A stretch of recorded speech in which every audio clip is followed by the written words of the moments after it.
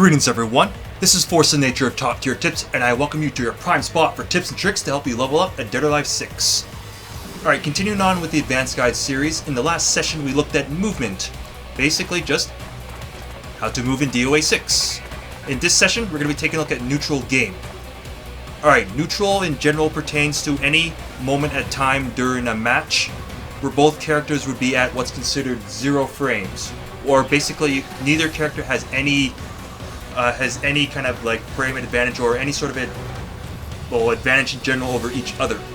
So neutral can also be just going to be considered 0 frames for both characters. Alright, what I'm going to be discussing with regards to neutral, I'm going to be talking about neutral in close, around like mid-range, and out in long range.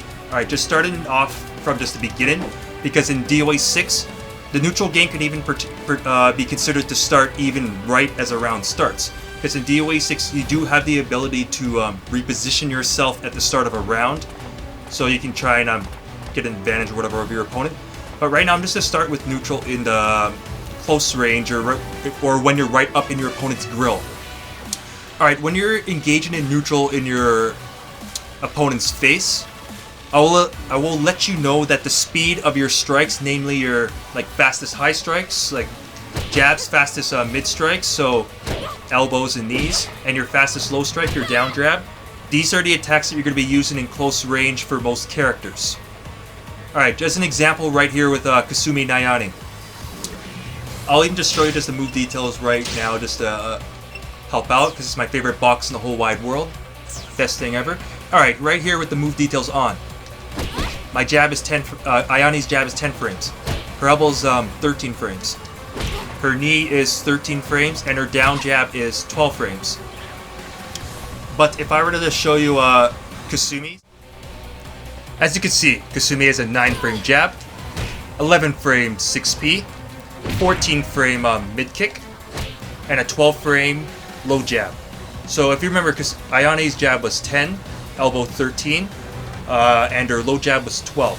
So what this would mean that at round 1 fight, or at the beginning of a round, or any time that each character right up against each other's faces, Kasumi would have the advantage in this exchange, because 9 frame jabs beat out 10 frame jabs, 11 frame elbows come out faster than 13 frame elbows, and their 2Ps are both the same, but because of the faster speed on the high and the mid, Ayane would have to respect those frames. Even though her fastest mid-kick poke is 14 frames, she also technically has a 12 frame one in her 7K right here, you see? 12 frames, but it's not a poke because this bad boy is really unsafe on block, you see right there at -30. And now the neutral game gets even more interesting once you take into account crushes and evasion. Alright, so normally at round 1 fight, Ayane will not be able to beat out Kasumi in terms of sheer speed on any hit level, with jab speed, elbow or knee speed, and low jab speed. So in this case, the primary action that Ayane's going to end up doing is just simply standing there blocking, assuming that the Kasumi player is just going to be throwing buttons on your block, or trying to use some sort of evasive technique. Your most common evasive technique is just simply a high crush with your 2P. This will beat out all jabs, and in case against the Kasumi, this will also trade with her own 2P. However, if Kasumi ends up doing a 6P or a 7K, then that would beat it out. But 7K is, as you saw, is -30 on block, so you're only going to use a move like that on a hard read, so you don't really have to worry about that at round 1 fight too much. Other stuff, for instance, that Ayane could do is a high crush launcher. Here, 8K, get a small juggle after that. Other things also can be 1P. Right here, this one's also a good high crush, has follow-ups, leaves you back turn, so you can do another back turn stuff. So I mean, that's different things, for instance, that Ayane can do at round 1 fight, apart from just simply blocking. If you do think that Kasumi's gonna throw some sort of mid, then yeah, you could try and jab to keep her in check. But for most characters, when you're fighting a character that's a lot faster than you, a tool that is a godsend in DOA6 is the sidestep system. This thing here avoids all linear strings like a boss. This move is godlike in here. So anytime an opponent's just like mashing buttons at you or whatever, sidestep attack is your friend. Alright, now that you have a good idea about how that kind of neutral game works in close range, and this is before I even go over any kind of additional shenanigans from characters like a Helena and Brad Wong that have a lot to do. I'll go into a lot of kind of high crush based stance shenanigans at round 1 fight. One thing I want you to really get acquainted with in DOA6 is just the speed of characters' jabs and elbows, and that means that's their fastest mids or low jabs or like 2Ps. Unlike some certain other 3D fighters, jabs are not universal in DOA. The speeds change. The common speeds is fast characters get 9-frame jabs, medium speed characters get 10-frame jabs, and slow characters get 11-frame jabs, and then there's whatever Bass's jab is. So generally if you're fighting like a super heavyweight character or a slow kind of grappler character, their jabs are going to be like 11 frames or instants. Like as you see in this example right here, Ayane's a 10-frame jab and Kasumi has a 9-frame jab. Other characters like Christy, Hanaka, and like Nico, I know all have 9-frame jabs. And of course, like I said, any of the heavyweights and grapplers generally have 11-frame jabs, along with other slow characters like Brad Wong. So once you get acquainted with these speeds, then it will help you be able to make an intelligent decision during close range neutral. I mean, if you're certain you're fighting a character faster than you, then you're going to be using the sidestep attack more often. However, what the opponent's going to be doing now is deciding whether I should put buttons on what the faster character will be deciding is whether to put buttons on the opponent's at round 1 fights, put buttons on their block or whatever, or if they're going to do something silly and end up getting counter hit, or if they're going to assume you're going to do the sidestep attack and they're going to block it and punish you with a throw or some other kind of fast punishment, because sidestep attacks on general are usually pretty negative. Yeah, -15, which means that any attack that is 13 frames or faster, including a 12-frame throw, which can do big damage, can punish a sidestep attack. So this one's only if you're certain the opponent's going to be throwing buttons on you. But yeah, in general, in close range, just get really acquainted with what kind of options the character can do at round 1 fight. Because if you don't know number one, what your own character can do, and you don't know what the opponent's character can do, then you're going to get wrecked in close range really often because of that. Alright, now that you're quite familiar with how neutral game in close range works in Dead or Alive 6, now we're going to be moving on to neutral game from mid-range. Alright, also known as footsie range.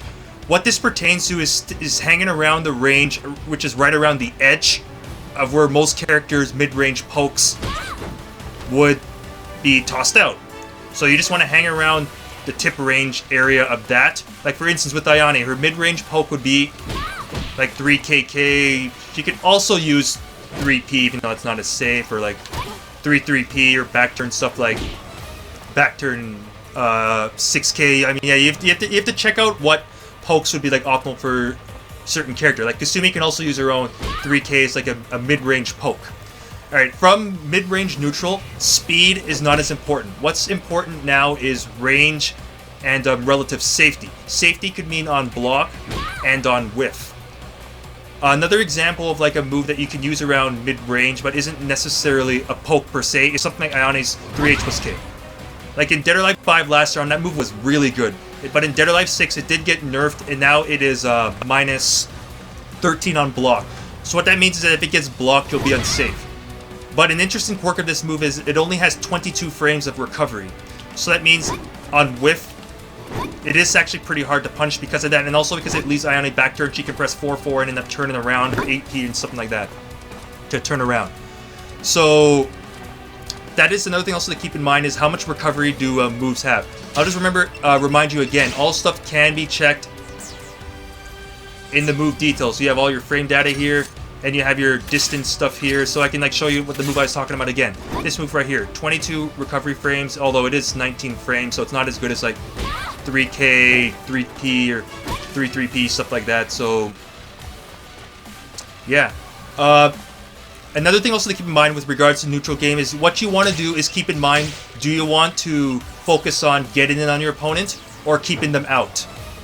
Like someone with Ayane against Kasumi, she'd want to probably try and keep her out. So what you're focusing now is not really approaching the opponent, but just kind of, again, hanging around that footsie range. And if they try and approach you, then blowing up approaches. Like if Kasumi ends up running into you, then you can like KK her. If she whiffs, then you can like 3 PP on like counter hit or something like that. You can like 4K, 3 H+K, stuff like that. That's like a focus around keep out. So I call that defensive neutral. Well, let's say on the other side now with Kasumi. Like Kasumi will want to focus around trying to get in on you. So what she's gonna be doing now is she's gonna have to use a technique I'm gonna show you right now, because this is where your movement training from the last session, like here, this is just 6-6-4-4 movement, comes in handy. What I want you to do now is you can do a little thing called run up guard. So you move up a little bit, then guard a little bit. Because in another 3D fighter called Soul Calibur, this technique becomes really handy where the range discrepancies can be pretty huge between certain characters. In DOA, fortunately, it's not that big, but sometimes you may want to just do a simple run-up guard. Or in Kasumi's case, she has her own kind of movement options like her Hoshimpo crouch dash stance. And also, I'm not sure if I said it, but Kasumi also can use her own 3K for poking. So yeah, you have to kind of just evaluate your own characters and see what tools you can see in neutral, and also when you end up checking out the range and tools, also with the benefit from the move details I showed earlier, is also trying to figure out, is your character better at rushdown? Are they better at keep out? Are they better at poking? I mean, like different kind of things like that. Alright, now that you're familiar with neutral game from around mid-range, now we're moving out a bit further now to long range. Alright, if you're fighting your opponent from around this range, what this usually means is that neither character wants to engage the other and they're still kind of like a feeling out phase. Other reasons why you'd be at this range is because, let's say, I'll just go with my favorite girl, Ayane, and I'll just say right now that her combat style allows her to fight at long range comfortably, mainly for keep out purposes. Mainly, it can be really hard to get in on a good Ayane. So in this case, when you're fighting Kasumi, Ayane would want to, if she's fighting if the two characters fight in this range, Ayane wants to focus on keeping Kasumi out. The exception would be is if the Kasumi player has the life lead over Ayane, which means that Ayane is eventually going to have to get in. Like I showed you in the last, if I showed you in the last section right now that I want you to use run up guard occasionally to get in. If you want to, I mean, if you're not really, if you're completely out of poking range, what you can do is run up a bit and block, or you can run up then go into the free step block back step. Remember, when you're retreating, you're blocking all attacks. That's why I recommend this movement style. But you can still do run up block to get in to get into your comfortable range. Because in this current combat engagement, Kasumi's gonna want to get in on Ayane, so she might want to try and do like run up and maybe poke or something like that. But if the Kasumi ends up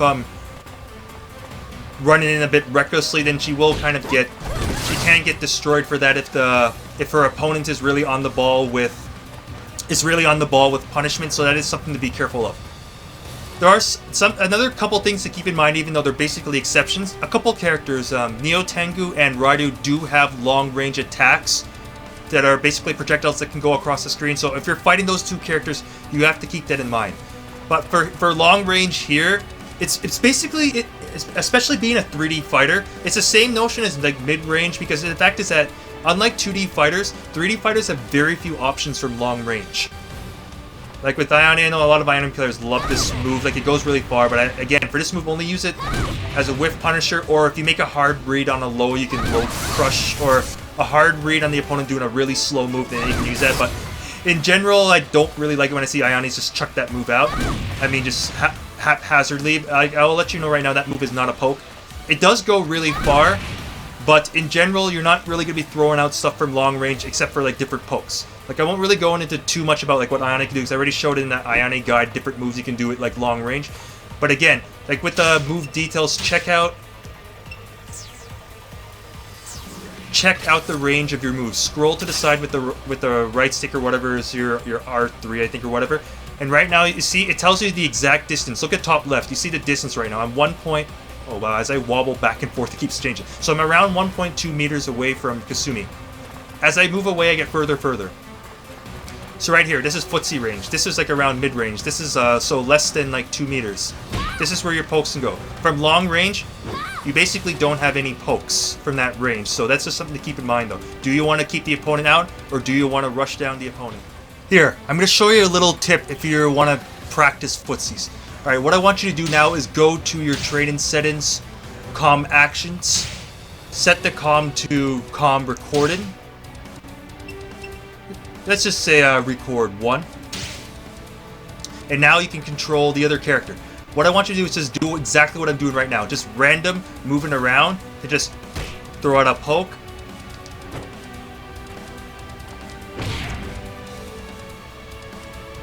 Just stuff like that. Like, that's fine right now.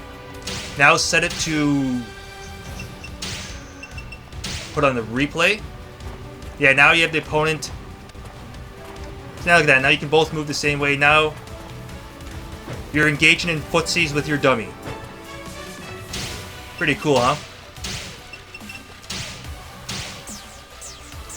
Alright, but yeah, that's going to be it for now.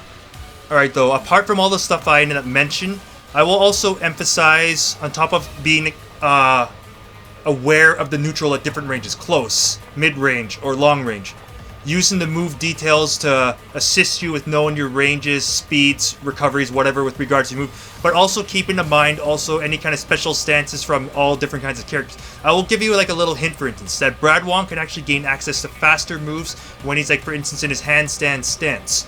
So different things like that. So close range, neutral, for instance, can go just beyond jabs. Even neutral around mid-range can go just beyond your strikes, because there's also different kind of like movement options that different characters have, for instance, and stuff like that. So they try and pay attention to all those things. But anyways, that will be it for now. So if you have any more questions, feel free to contact me on my YouTube, Twitter, or Twitch. So yeah, so be sure to leave a comment down below. Also be sure to check out my any previous sessions that I've done. Well, right now it's just the movement session, and you can also look at previous sessions for Dead or Alive 5 last round, because those guides are a little more comprehensive than the ones I'm doing here. But yeah, this is Force of Nature signing off. Thanks for tuning in, and I'll see you next time on Top Tier Tips.